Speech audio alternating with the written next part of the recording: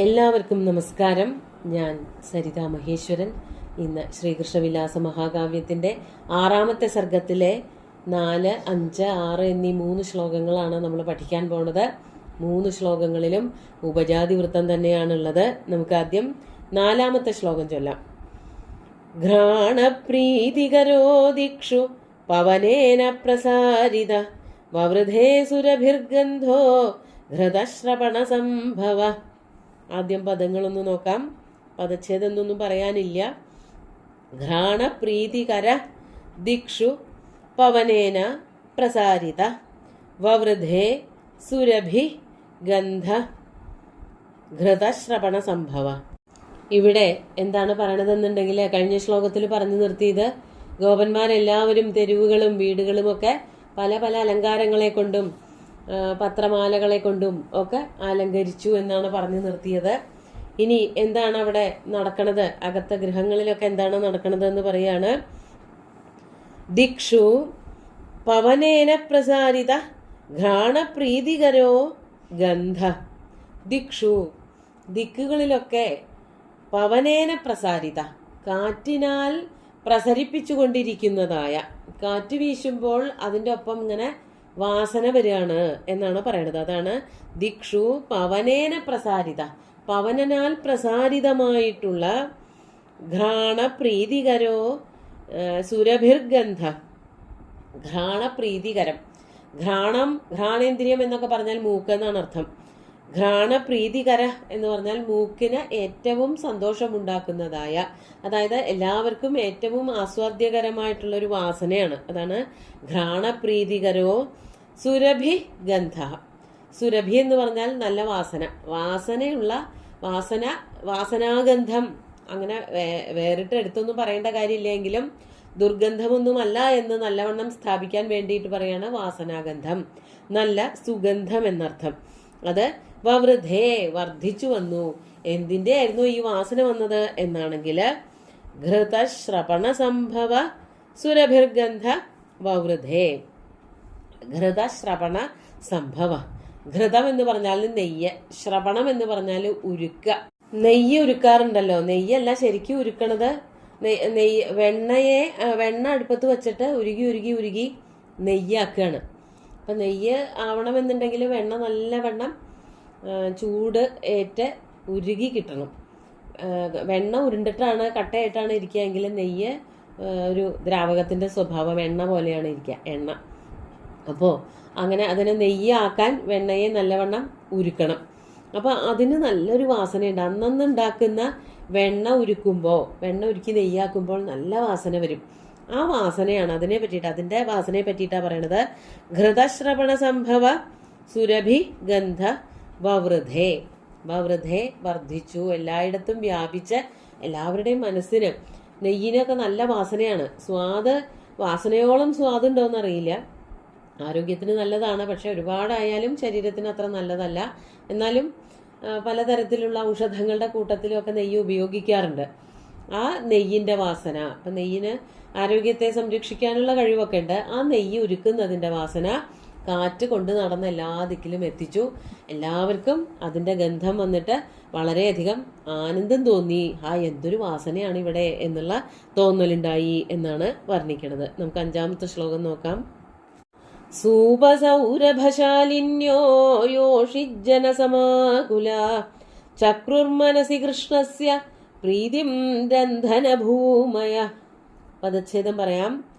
സൂപസൗരഭശാലിന്യ യോഷിജ്ജനസമാകുലാ ചക്രു മനസി കൃഷ്ണസ്യ പ്രീതിം രന്ധനഭൂമയ. അടുക്കളകളൊക്കെ നല്ല വാസനയുള്ളതായി തീർന്നു. ആദ്യം അടുക്കളയിലൊക്കെ നെയ്യുരുക്കണതിൻ്റെ വാസന അത് എല്ലാ ദിക്കിലേക്കും വ്യാപിച്ചു എന്ന് പറഞ്ഞു. മറ്റൊരു വാസനയും കൂടിയുണ്ട് ഇവിടെ. സൂപ സൗരഭശാലിന്യ.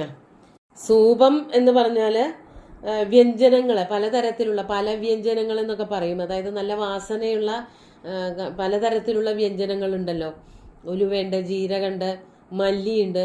ഇനി കൂടുതലധികം സുഗന്ധ വ്യഞ്ജനങ്ങളെന്ന് തന്നെ അറിയപ്പെടുന്നതായ ഏലക്കായയോ അതുപോലെ തന്നെ കരയാമ്പൂ തുടങ്ങിയിട്ടുള്ളതായ ഭക്ഷ്യയോഗ്യമായിട്ടുള്ള സുഗന്ധ വ്യഞ്ജനങ്ങൾ അതിൻ്റെയൊക്കെ വാസന തങ്ങി നിൽക്കുന്നതായ, അതാണ് സൂപ സൗരഭ ശാലിന്യ.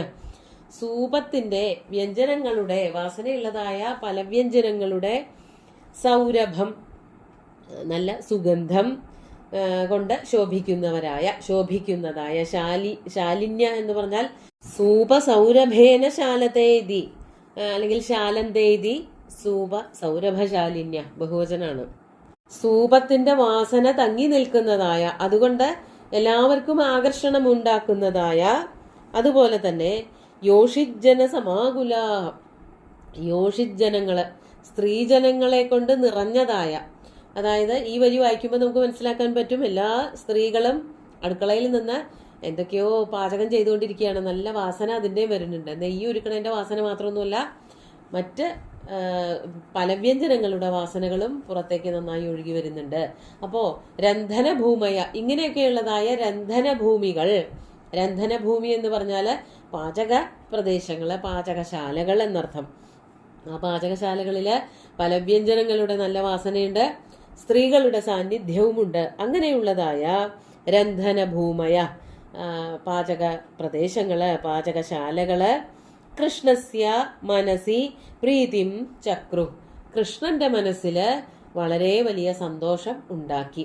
അതായത് വലിയൊരു യാഗമൊക്കെയാണ് നടക്കാൻ പോണത്. അതിൻ്റെ ഒരു ആരംഭം കുറിച്ചുകൊണ്ട് ഏറ്റവും ആദ്യം നല്ല സ്വാദിഷ്ടമായ ഭക്ഷണം ഉണ്ടാക്കാനാണ് എല്ലാവരും പുറപ്പെട്ടിരിക്കുന്നത്. നല്ല വാസനയുള്ള അടുക്കളകൾ, അതായത് പലതരത്തിലുള്ള ഭക്ഷ്യവസ്തുക്കൾ ഉണ്ടാക്കുന്നതിൻ്റെ വാസനയുണ്ട്. സ്ത്രീകളുടെ കലപില ശബ്ദങ്ങൾ, അവരുടെ ആദ്യാവസാനങ്ങളൊക്കെ കാണാൻ പറ്റുന്നുണ്ട്. അങ്ങനെയുള്ള പാചകശാലകൾ കണ്ടിട്ട് ശ്രീകൃഷ്ണൻ വല്ലാതെ സന്തോഷിച്ചു. എല്ലാവരും വളരെ ഉത്സാഹത്തിലാണ് എന്ന് ഭഗവാന് മനസ്സിലായി എന്നാണ് ഈ 5ാമത്തെ ശ്ലോകത്തിൽ കവി പറയണത്. നമുക്ക് 6ാമത്തെ ശ്ലോകം കൂടി ചൊല്ലി നോക്കാം. സ്നാനാർദ്രകബരീഭാര നിർനിക്തവസനോജ്വല അർപ്പയാമാസുരംഗേഷു ഭൂഷണാനി വ്രജസ്ത്രീയ. ആദ്യം പദച്ഛേദം നോക്കാം. പദച്ഛേദം പറയാനില്ല. സ്നാനാർദ്ര കബരീഭാരാഹ, ഇതൊക്കെ വ്രജസ്ത്രീകളുടെ വിശേഷണങ്ങളാണ്. അതുപോലെ നിർനിക്ത വസനോജ്വലാഹ അർപ്പയാമാസു അംഗേഷു, അവിടെ മാത്രമേ ഉള്ളൂ ഒരു സന്ധിച്ഛേദം. ഭൂഷണാനി വ്രജസ്ത്രീയ, വ്രജസ്ത്രീകൾ എന്താണ് ചെയ്തത്, എങ്ങനെയുള്ളവരായിരുന്നു വ്രജസ്ത്രീകൾ എന്ന് പറയാണ്. സ്നാന ആർദ്ര കബരീഭാരാഹ നിർനിക്ത വസനോജ്വലാഹ, 2 വിശേഷണങ്ങളാണ് കൊടുക്കുന്നത്. സ്നാന ആർദ്ര കബരീഭാരകൾ, സ്നാനം കൊണ്ട്, കുളിച്ചത് കൊണ്ട്, മുങ്ങി കുളിച്ചത് കൊണ്ട്, തലയോടുകൂടി തല കുളിക്കുക അതും കൂടി ചെയ്തത് കൊണ്ട് ആർദ്രമായ നനഞ്ഞിരിക്കുന്നതായ കബരീഭാരത്തോടു കൂടിയവരും തലമുടിയോടുകൂടിയവരും. കബരീഭാരം തലമുടി, നല്ല നീണ്ട കനമുള്ളതായ തലമുടി, അങ്ങനെ തലമുടിയോടുകൂടിയവരും. അതുപോലെ നിർനിക്ത വസനോജ്വലാഹ, നിർനിക്തം എന്ന് പറഞ്ഞാൽ നന്നായി വൃത്തിയായി തിരുമ്പി ഉണക്കി വച്ചിരിക്കുന്നതായ ശുദ്ധമായിട്ടുള്ള വസ്ത്രങ്ങൾ, അതാണ് നിർനിക്ത വസന ഉജ്വലാഹ. അങ്ങനെയുള്ള വേഷങ്ങൾ, വസ്ത്രങ്ങൾ ധരിക്കുന്നത് കൊണ്ട് ശോഭയുള്ളവരായ വ്രജസ്ത്രീയ. ആ വ്രജസ്ത്രീകൾ എന്താണ് പിന്നെ ചെയ്തത്? അംഗേഷു ഭൂഷണാനി അർപ്പയാമാസു. ആ വ്രജസ്ത്രീകൾ അംഗേഷു, അതത് അവയവങ്ങളിൽ ഭൂഷണാനി അർപ്പയാമാസു, ഭൂഷണങ്ങൾ അണിഞ്ഞു എന്നർത്ഥം. അതായത് കയ്യിൽ ധാരാളം വളകൾ ഇട്ടിട്ടുണ്ടാവും. വിരലില്, കൈവിരലുകളിലും കാൽവിരലുകളിലും ഒക്കെ മോതിരങ്ങൾ ഇടാറുണ്ട്. അതുപോലെ കാതിൽ നല്ല കമ്മലിടാം, മൂക്കുത്തി നല്ല തിളങ്ങുന്നതാവാം. അതുപോലെ തന്നെ കാലില് നല്ല സുന്ദരമായിട്ടുള്ള കിലുങ്ങുന്നതായിട്ടുള്ള പാദസരമാവാം. കഴുത്തിൽ ധാരാളം മാലകൾ അണിയാം. ഇങ്ങനെ എന്തൊക്കെ തരം ആഭരണങ്ങൾ ശരീരത്തിൽ അണിയാമോ അതൊക്കെ ഗോപസ്ത്രീകൾ അണിഞ്ഞു. അതാണ് അർപ്പയാമാസു. അംഗേഷു ഭൂഷണാനി അർപ്പയാമാസു. ബഹുവചനാണ്, വ്രജസ്ത്രീകളാണ് ചെയ്തത്.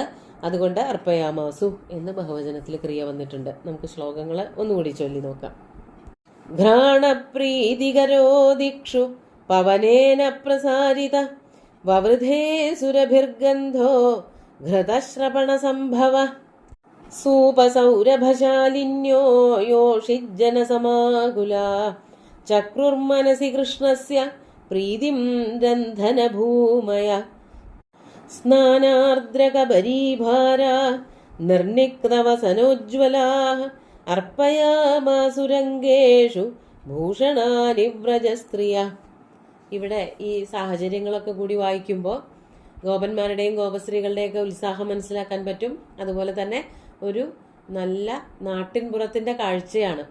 ഗോപസ്ത്രീകളൊക്കെ അടുക്കളയിൽ കയറിയിരിക്കുന്നത് തലമുടിയൊക്കെ കുളിച്ച് ഈറൻ ആയിട്ട്, തലമുടിക്കൊരു ഈറൻ സ്വഭാവമുണ്ട്, അതാണ് സ്നാനാർദ്ര കബരീഭാവ.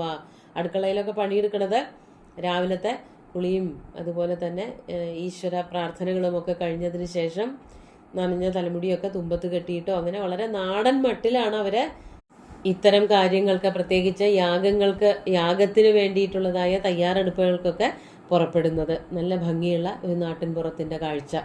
3 ശ്ലോകങ്ങളും ഭഗവാന്റെ കാൽക്കൽ അർപ്പിച്ചുകൊണ്ട് ഗുരുവായൂരപ്പനെ സാഷ്ടാംഗം നമസ്കരിച്ചുകൊണ്ട് എല്ലാവർക്കും ശുഭദിനം നേർന്നു നിർത്തട്ടെ. നന്ദി.